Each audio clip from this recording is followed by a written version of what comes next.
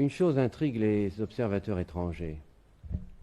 Vous quittez très rarement votre pays, la Guinée. Autant que je sois informé, vous avez fait une seule visite à l'extérieur depuis 1967. Est-ce que vous êtes d'accord d'abord sur ce point? Je me demande pourquoi se préoccupe-t-on de cela.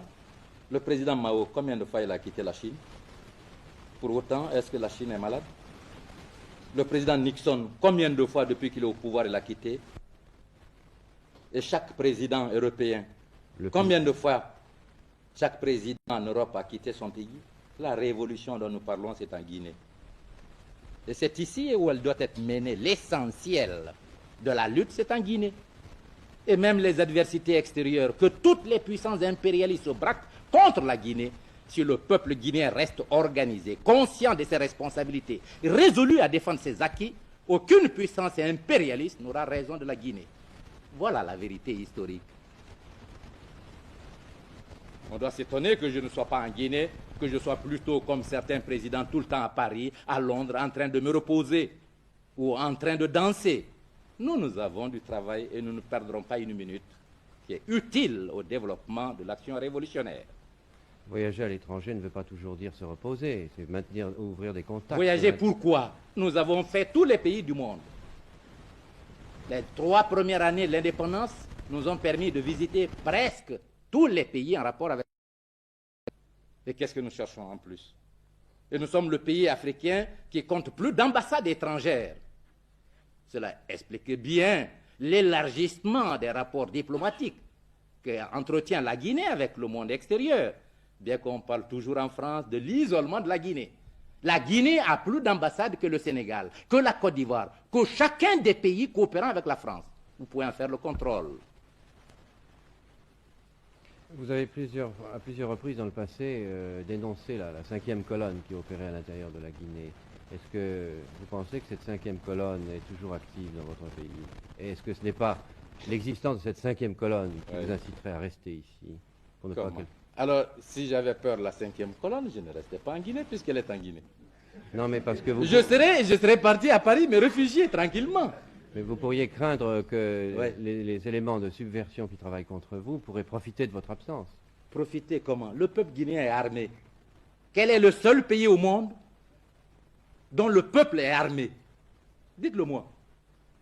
Vous avez vu quand même l'agression. 14 ministres avaient trahi. 32 000 dollars avaient été distribués. 32 millions de dollars avaient été distribués. La plupart des officiers supérieurs, avec le ministre de l'Armée et de l'Intérieur, avaient trahi. Et toutes les puissances impérialistes étaient assurées du succès contre la révolution guinéenne, dont la mort était même annoncée à la télévision de Bonn le 22 novembre 1970. Une émission qui annonçait le grand dictateur du monde, M. Sékou Touré, est parti. La Guinée n'a pas peur de l'impérialisme. La 5e colonne n'est que le prolongement de l'impérialisme. C'est la lutte de classe. Si nous n'avons pas peur du maître, nous n'aurons pas peur de l'esclave qui le suit. C'est pourquoi ici, elle a été matée et chaque fois qu'elle se manifestera, elle sera écrasée, vous pouvez en être sûr.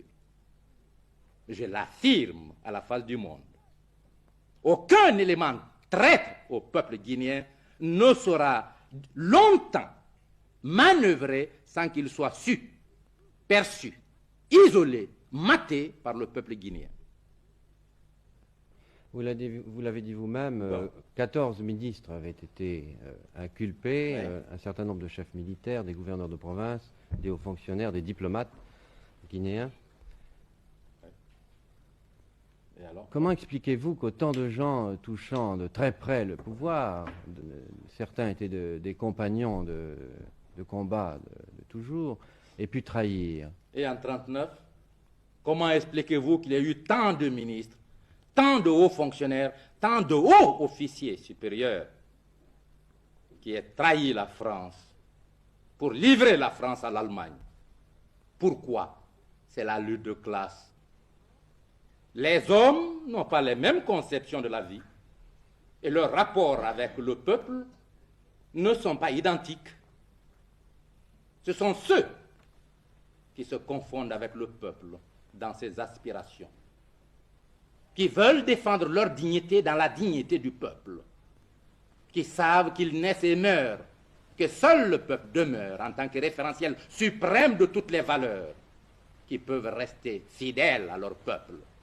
À côté d'eux, au sein de toutes les sociétés, il y a des traîtres, c'est-à-dire des catégories sociales ou des individus qui font le choix contraire. Leur personne au-dessus de l'honneur, de la dignité et de l'intérêt populaire.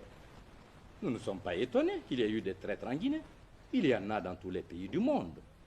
Mais la valeur de la Guinée est d'avoir su déceler les traîtres et de les isoler pour le progrès de sa révolution, alors que dans maints pays africains, il y a ces traîtres qui sont même au pouvoir pour paralyser le développement historique des nations africaines en acceptant des formes néocoloniales d'existence.